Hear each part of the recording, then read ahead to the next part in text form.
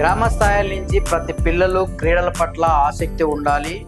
అప్పుడే భవిష్యత్తులో వాళ్ళు ఉన్నత స్థానాలకు చేరుతారని చెప్పి మాజీ ఐపీఎల్ క్రికెటర్ పైడికాలువ విజయ్ మీడియాతో మాట్లాడారు.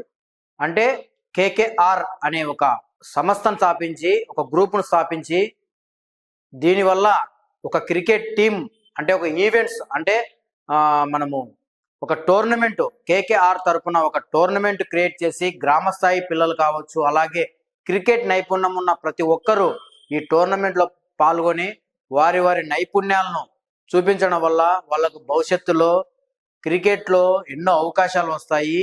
తను ఐపీఎల్ ఆడిన స్ఫూర్తితో ప్రతి ఒక్కరూ ఆ స్థాయిలో ఎదగాలి, అలాగే ఇంటర్నేషనల్ క్రికెట్ వరకు ప్రతి ఒక్కరూ వెళ్ళాలనే ఒక ఉద్దేశంతో ఈ టోర్నమెంట్స్ నిర్వహిస్తూ ప్రతి ఒక్క క్రీడాకారుని ముందుకు నడుపుతున్న కేకేఆర్ టోర్నమెంటు ఫైనల్ ఎంతో అద్భుతంగా జరిగింది.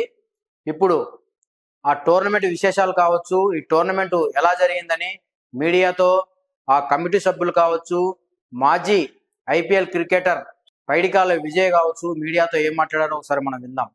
దానికి నిదర్శనం శ్రీచరణ్ లాంటి వాళ్ళు. ఆ శ్రీచరణ్ లాంటి వాళ్ళు ఇంత ఉన్నతమైన స్థానం ఉండాలంటే ఇలాంటి విజయ్ అన్న లాంటి వాళ్ళు ఉండబట్టే ఈరోజు క్రికెట్ బతికింది. అన్న ఐపీఎల్ ప్లేయర్ అయినప్పుడు ఎంతో కొంత డబ్బు వచ్చింటది, అది రియల్ ఎస్టేట్ లో పెట్టుకోవచ్చు అన్న, లేకుంటే షేర్లు కొని ఆడని పడేసేయడానికి కొన్ని కోట్లు అయ్యిందో లేదు, అటు ఆలోచించాల. నేను క్రికెట్ లో సంపాదించినా క్రికెట్ లోనే పెట్టుబడి పెట్టాలా, క్రికెట్ లోనే డెవలప్ కావాలా, నా డెవలప్మెంట్ 10 మందికి తోడ్పాటు కావాలని చెప్పి ఈ రోజు వీళ్ళంతా ఈ వర్షంతా నిలబడి ఉందంటే దానికి రీజన్ ఏంటంటే ఆయన ఉన్నటువంటి గొప్ప ఆలోచన వల్ల ఈ రోజు ఈ క్లియర్ కాగలిగారు, ఈ రోజు మ్యాచ్ గెలిచగలిగినారు. నిజంగా నేను ఒకటే కోరుకుంటున్నా, ఈ పల్లెటూరు వాతావరణటువంటి పెద్దలకు కానీ పిల్లలకు కానీ, మీ పిల్లలు సక్రమైన దారిలో నడవాలంటే మీరు కూడా మీ పిల్లల పట్ల ధ్యాస పెంచి కేవలం సినిమాలు సీరియళ్లు కాకోకుండా ఇలాంటి ఆటపాటల్లో కూడా ముందుండేటట్టు చూసుకోవాలని నేను ఆకాంక్షిస్తున్నాను. ఎందుకంటే ఎవరిలో ఏ విద్య దాగిందో తెలీదు. వాళ్ళు ఏదైతే కోరుతున్నారో వాళ్ళకన్నా ఎంకరేజ్ చేస్తే వాళ్ళు ఉన్నత శిఖరాలు అందుకుంటారు. అదేవిధంగా ఈరోజు రజాక్ అన్న టీం కూడా ఎక్కడ కూడా పొరపాటు లేకుండా బ్రహ్మాండంగా ఆడింది. కానీ దేవుడు ముందే నిర్ణయించాడు కాబట్టి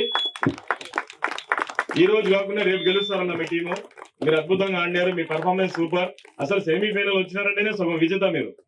కాబట్టి మీరు రాబోయే మ్యాచ్ లో ఖచ్చితంగా గెలవాలని నేను కోరుకుంటున్నా.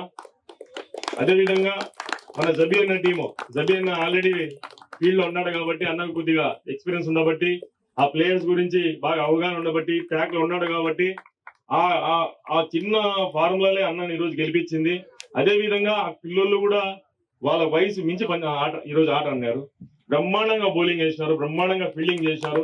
ఆ కీపర్ కూడా ఎవరో తెలియదు కానీ ఎక్సలెంట్ గా కీపింగ్ చేశారు అనమాట. అదే మనం నిర్ణయించుకోవాల్సిందంటే గెలిచిన వాళ్ళు ఎప్పుడు విజేత కాదు, ఓడిపోయిన టీంలలో కూడా విజేతలు ఉంటారు.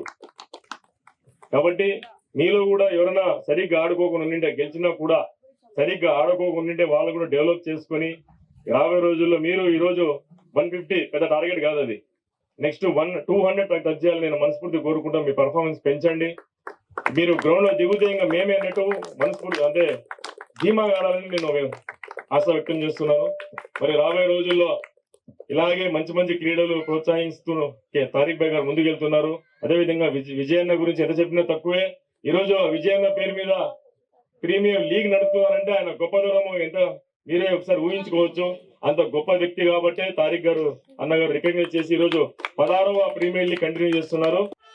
అదేవిధంగా విజయన్న కూడా తారిక్ భాయ్ ని మనస్ఫూర్తిగా సపోర్ట్ చేయాలని, మీ మధ్యలో ఏ మిస్అండర్స్టాండింగ్స్ రాకూడదని, ఎంతమంది బయట వచ్చిన వాళ్ళు బయట వెళ్ళిపోవాలని నేను దేవుని ప్రార్థిస్తూ, మీరు కూడా బాగా పర్ఫార్మెన్స్ ఆడి నెక్స్ట్ మీరు కూడా ఉండాలా. ఏమి ఉంటారా? మీరు కూడా ఆడతారా క్రికెట్? విజయన్న ఉన్నాడు ఇక్కడే, ఇదే మీకు స్టేడియము. మీరు కూడా ఆడాలా, మీకు ఇంట్రెస్ట్ ఉంటే మీ ఇంట్లో చెప్పి అన్నని సంప్రదించండి. మీరు కూడా మీకు ఒక మాట చెప్తా చూడు, మా టౌన్ లో ఉండే మనుషుల కన్నా పల్లెటూరులో ఉండే మనుషులకే సతం ఎక్కువ. మీరు కన్నా ట్రాక్ లో వచ్చేసినారు మిమ్మల్ని కొట్టే వాళ్ళు ఉండరు. దానికి ఉదాహరణ శ్రీచరణినే ఈరోజు టాప్ ఇండియన్ ప్లేయర్ అయింది.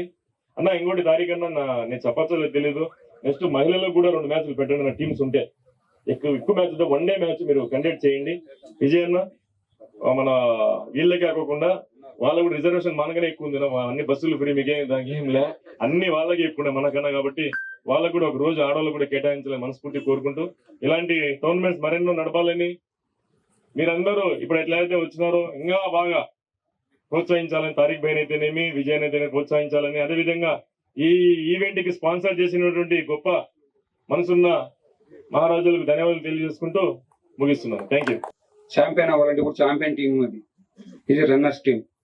ఛాంపియన్ అనేది వాళ్ళల్లో కూడా ఉంటారు, ఛాంపియన్ అనేది వీళ్ళల్లో కూడా ఉంటారు.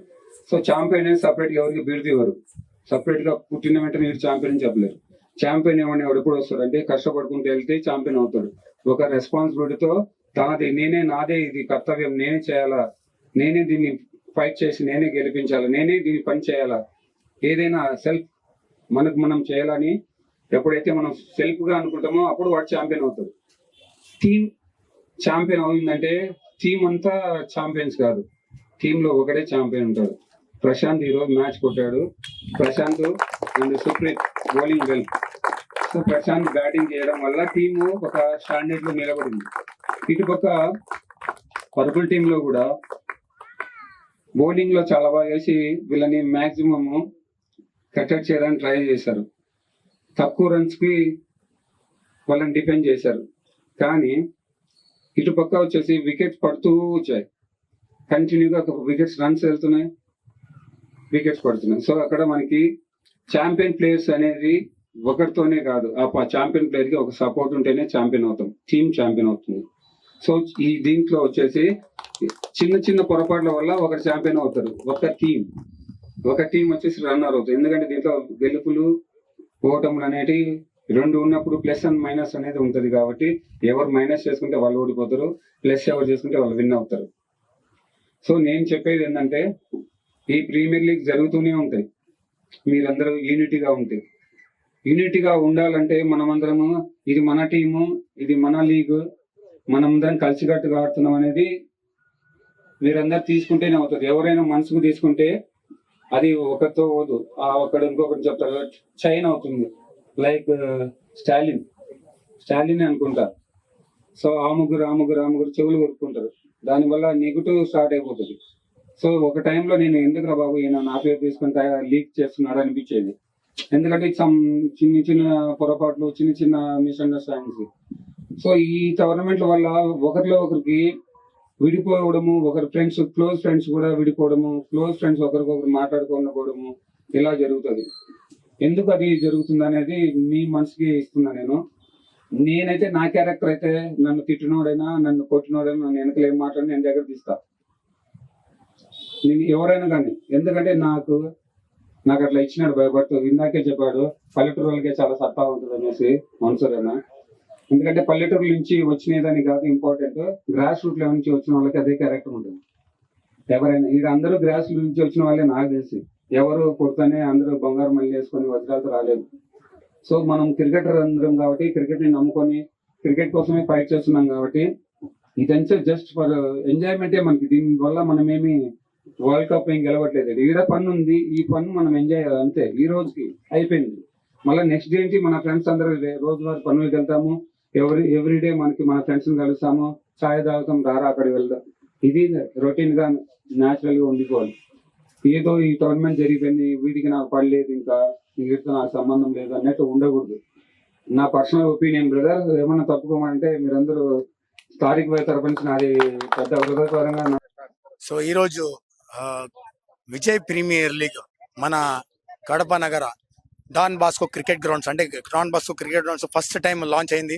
So Vijay premier league season 8 ద్వారా లాంచ్ అయింది. అండ్ అలాగే ఈ రోజు గ్రాండ్ సక్సెస్ గా ఈ ఈవెంట్ మేము నిర్వహించడం జరిగింది.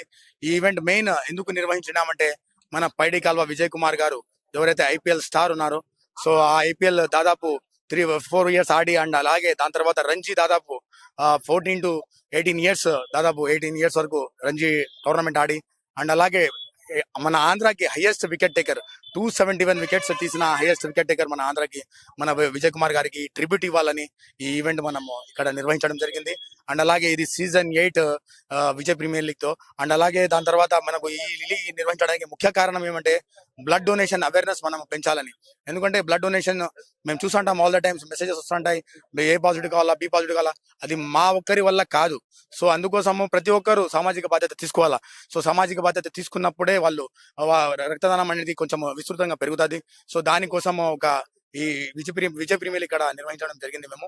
సో మనకు సపోర్ట్ చేసిన మన విజయన్న గారు కూడా ఈ ప్రీమియర్ లీగ్ ప్రతి ఈవెంట్, ఇది ఒక్కటే కాదు, ప్రతి ఈవెంట్ దాదాపు మనం 8 years నుంచి ఆర్గనైజ్ చేస్తున్నాం. 8 ఈవెంట్స్ కూడా మనకు చాలా అద్భుతంగా మనకు సపోర్ట్ ఇచ్చారు మన విజయన్న గారు. సో విజయన్న గారికి కృతజ్ఞతలు తెలుపుకుంటా.